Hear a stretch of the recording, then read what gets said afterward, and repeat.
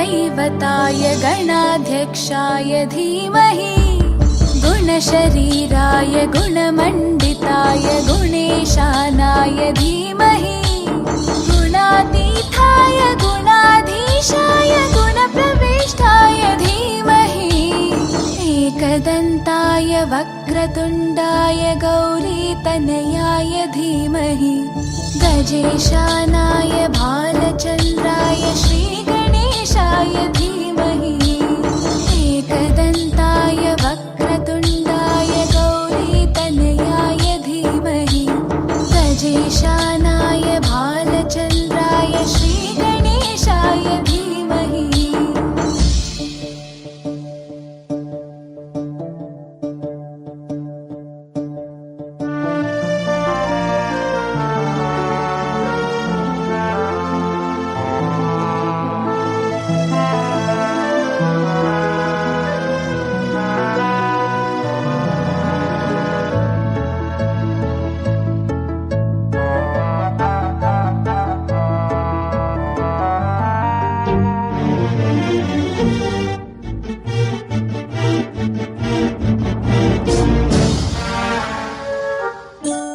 गानचतुराय गानप्राणाय गानान्तरात्मने गानोत्सुकाय गानमत्ताय गानोत्सुकमनसे गुरुपूजिताय गुरुदैवताय गुरुकुलस्थायिने गुरुविक्रमाय गुह्यप्रवराय गुरवे गुणगुरवे गुरुदैत्यकलक्षेत्रे गुरुधर्मसताराध्याय गुरुपुत्रपरित्रात्रे गुरुपाखण्डखण्डकाय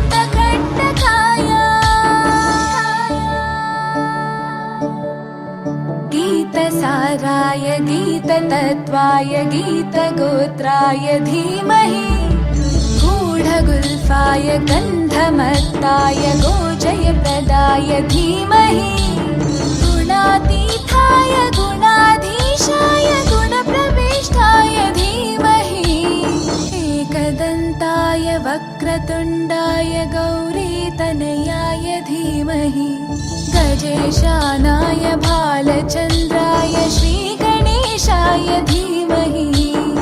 एकदन्ताय वक्रतुण्डाय गौरीतनयाय धीमहि गजेशानाय भालचन्द्राय श्रीगणेशाय धीमहि।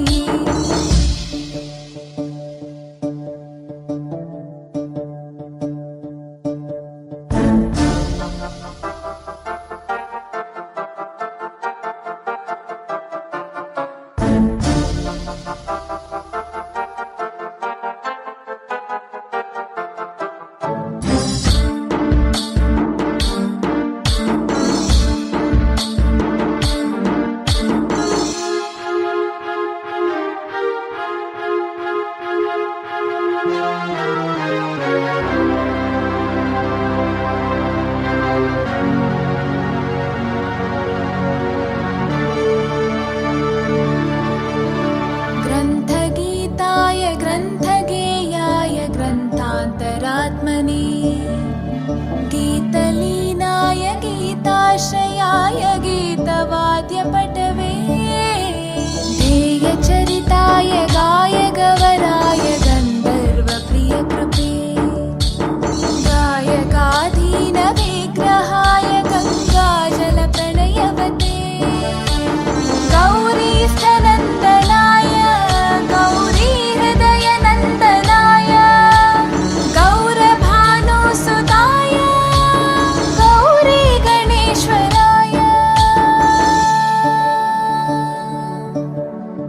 गौरीप्रणयाय गौरीप्रवणाय गौरभावाय धीमहि गोसहस्राय गोवर्धनाय गोपगोपाय धीमहि गुणातीताय गुणाधीशाय गुणप्रविष्टाय धीमहि एकदन्ताय वक्रतुण्डाय गौरीतनयाय धीमहि गजेशानाय भालचन्द्राय श्रीगणेशाय धीमहि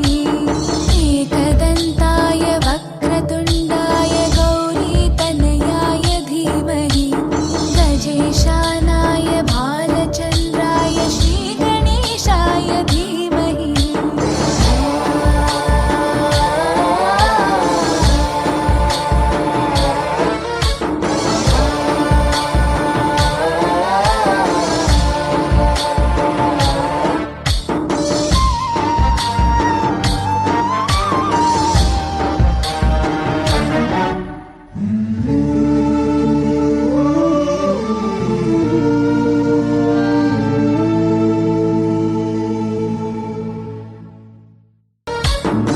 गणनायकाय गणदैवताय गणाध्यक्षाय धीमहि